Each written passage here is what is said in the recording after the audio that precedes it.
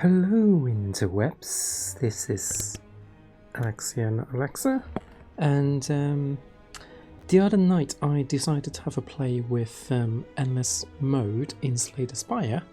Came across this guide just for some advice because I realised like after a few runs you get this debuff that basically doesn't allow you to use more than, you can't make more than 15 moves, and since the enemy damage output increases faster than the health basically, but it's still kind of like a bit of a problem.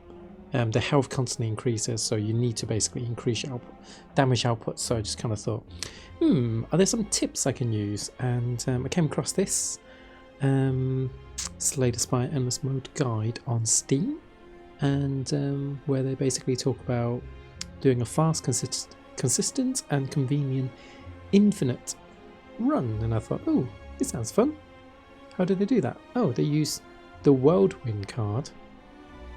And so I went through the kind of like the guide, and essentially what they do is essentially use the Whirlwind to win fights, because Whirlwind hits everybody.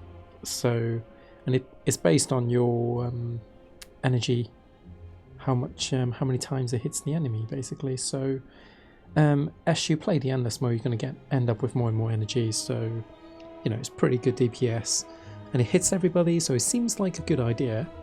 And the way you increase his strength is basically by getting a relic. Let's see, where's the fundamental relic? Velvet Choker, Ectoplasm, Gambling Chips. Not really sure. Hold on. No, those are ones to avoid, basically. So, core relics, blue candle plays curses, especially Pride. Medical kit plays status cards, that branch exhausted status and curse cards. But the most important thing is the Duvu doll, where every single curse that you collect as you do your run, you gain an additional strength. So this is what basically scales your damage, your DPS over time. And at first you just kind of thought it did look like it would work, especially after getting a relic that basically doubles, basically place your 2 value cards more than once at the start. So basically the idea is you bottle your Whirlwind, and then you win the game basically, because you end up with like ridiculous amount of strength, and I did get quite far with it. But there's a fundamental problem with this build, which is the curse cards, because in late game essentially you end up drawing, you end up with a deck of like, I don't know, over 99 curse cards, and whilst you can typically kill the enemies on the first go, if you don't, you are basically stuffed, because you can't get your Whirlwind card back. You need to get your Whirlwind back into your hand, but your deck is basically full of curse cards. So yeah, it didn't work out. I kept picking up every single Whirlwind I can, and it's just an eventuality that it doesn't work out basically, especially when a lot of curse cards are innate, and I try removing them as well, but basically you're reducing your strength, your starting strength, so it also doesn't work. So I decided to modify the strategy and ended up going for a different card. So a card, there were a couple of cards that I already tried to use to kind of like help me get to the get the DPS until I got the Duvu doll, and they were the Ritual Daggett and the more important card in my case, which is, can't remember what it's called now, so why don't I switch to Slay the Spire and show you what I actually ended up doing. So I have basically done plenty of runs And yeah, once you pick up so many relics, essentially all the relics, your starting turn gets a bit ridiculous. I actually kind of like I've been avoiding several relics at the moment. But okay, so we are fighting the Transient at 6,493 health. So he is one of the it is one of the highest health enemy in the game, because it starts off with 999 health, which I think is that more or less. That's more than the heart, which I think has the highest health in a conventional boss. So we are going to use my Searing Blow plus 139 and kill it in one hit. So there's no faffing about with Whirlwind. My deck is actually of size 5. I could have kind of gone down the foot. I made a mistake at one point and got the Curse of the Bell, which cannot be removed at all. So yeah, bad times all around.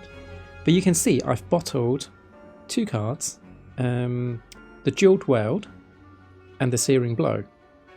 So why have I done that? Well, obviously the idea of this build is I keep going to the campfire, I keep smithing the Searing Blow, and you'll see that I've actually got 2, because there are certain events that allow you to duplicate a card. So whenever I do, I duplicate one and I put it in the there's an event that allow you to put a card in you basically swap a card, and then in your next run, in theory, you can pick it up.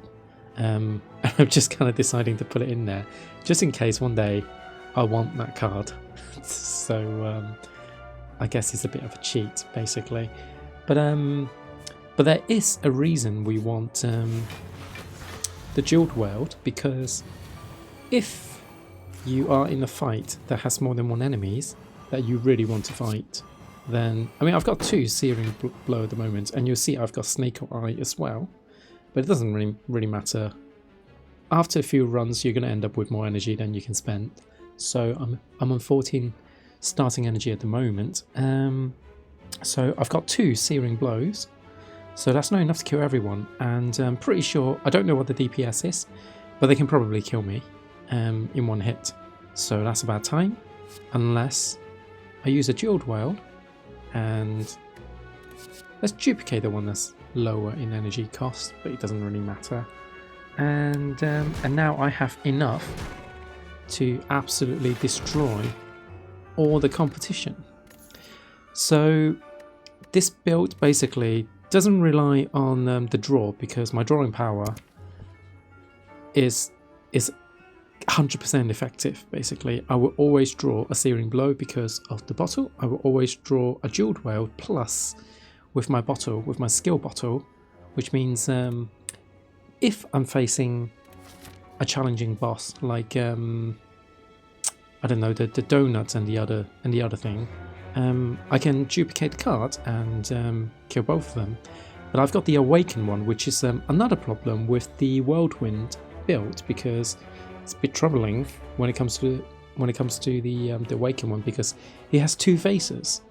But it is completely not a problem with my build, and my build also handles 4 enemies. But to be honest, like at this point, one of my relics actually gives me a buffer anyway. So, and you also see I've got an apparition just in case. I've got a single apparition from the event at the start of the game, and I'm just holding on to it just in case I have a mishap, and I've no idea what DPS the enemies is outputting at the moment, but I'm not going to find out, because I can just destroy everyone in my first turn, basically, and that is the fundamental of the build. Basically, I do have wound cards thrown in as well, which is one of the energy relics.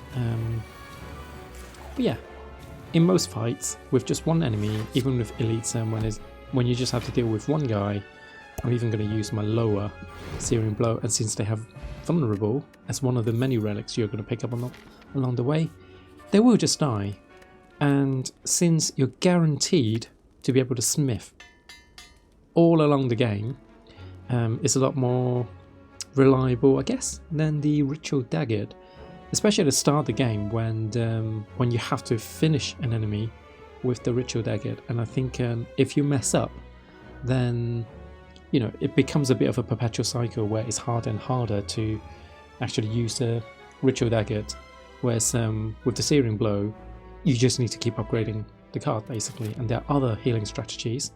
So let's have a play with the Awakened one. And the good thing about the Awakened one is you start off with 2 cultists. They do not attack on the first turn, and bearing in mind we have to take 2 turns in this fight. This is the only fight that will give you any problems with any other builds basically, but not with our Searing Blow. We'll hit the Awakened one with 10,000 damage, end our turn. I also have is it the Ritual Pyramid? Where is it? The Runic Pyramid, that's the one. So it keeps my other Searing Blow in hand, but the first one's actually cycle back. And yeah, the upgrade path basically means you're always 100% going to outscale the enemy health, because the enemy health increase is, I think, 50% per run. So I'm on 11 at the moment. So it's a 50% increase.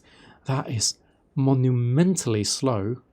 Whereas the Searing Blow, you can upgrade it multiple times per run, and there's an exponential effect going on. It's not 550. You know, it's not a percentage based on the starting percentage. It's a cumulative percentage basically. So now when I upgrade it, I will do several hundred damage more.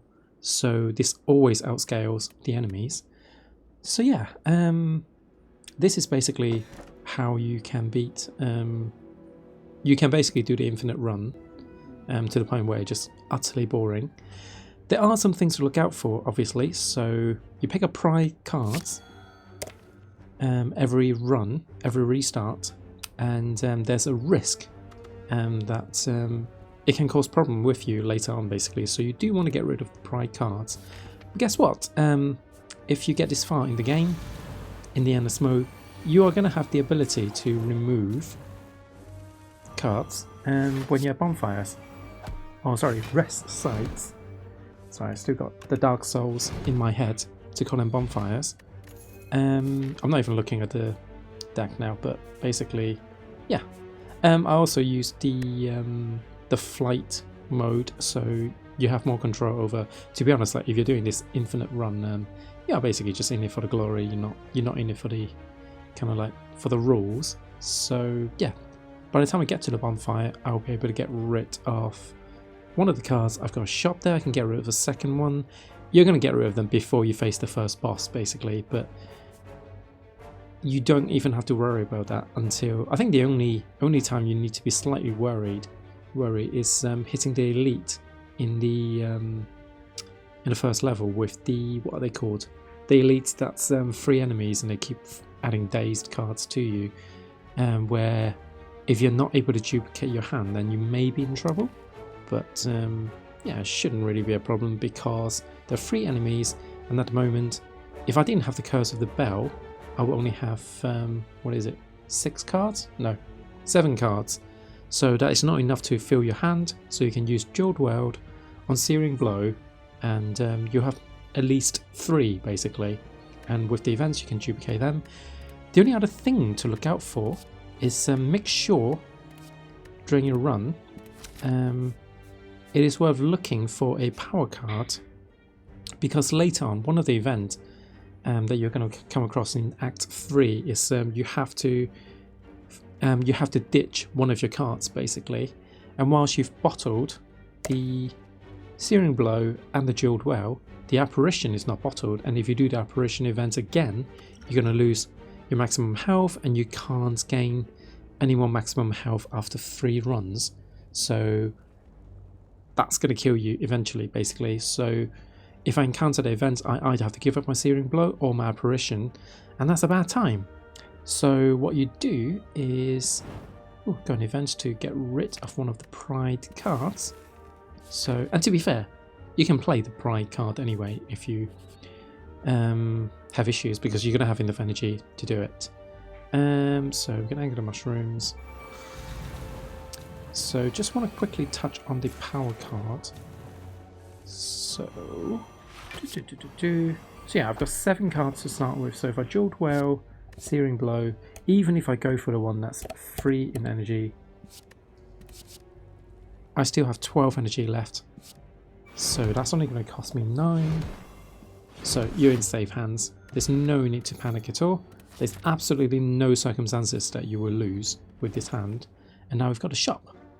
So get rid of the Pride card, and you're always guaranteed to have a power card. So the event on Act 3 is basically you have to remove an attack card, a skill card, or a power card. So by simply having a power card, you're guaranteed that you can ditch the power card. So that's one way of doing it. The other way of doing it is to just basically avoid events rooms in Act 3. And to be honest, like, once you get to this stage, this far down the line, you don't have to worry about it at all. So just keep running through rooms, upgrade your cards, and to be honest, I suspect at this point I only need to upgrade the card once per run, because there's no way the bosses are going to outscale me hit point wise versus my damage. As you saw, I'm doing 10,000 damage per hit, plus vulnerable as well, so I think I have done like 20,000 damage with my current deck at the moment. And if I hit the pen nip, so in fact, I think we've got the pen nip. So why don't we try it? Have we got a pen nip? No, we haven't, so it must be the next. Oh no, there we go. So let's see, yep, 20,000, 37,000 damage. So just to give you an idea, I don't even need to upgrade my cards for a foreseeable future, basically. So yeah, so that's the video. Hope you find it helpful, and yeah, leave a like and subscribe if this is on YouTube, I don't know. And I will see you guys next time for, I don't know what, some other content. But yeah, have fun.